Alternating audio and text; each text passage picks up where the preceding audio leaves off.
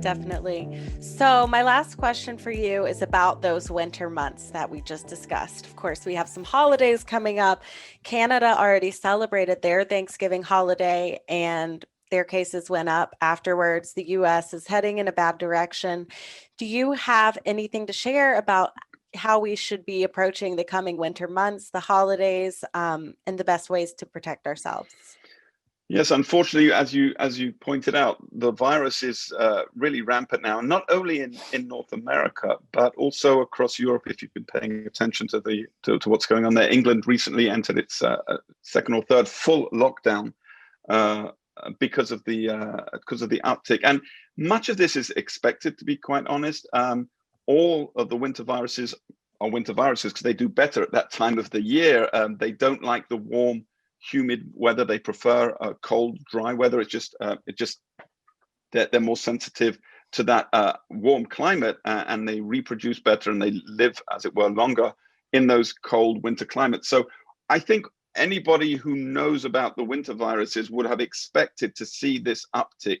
But the question as to whether we should be getting together with our loved ones for Thanksgiving, I think, is something that each family needs to really think about. It is not, it's so easy to spread this virus right now.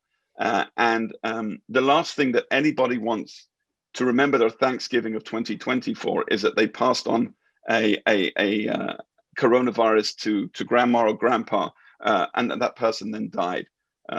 It would be a horrible Thanksgiving indeed. So I would really urge people to decide whether the risks of meeting up with loved ones are really worth the dangers.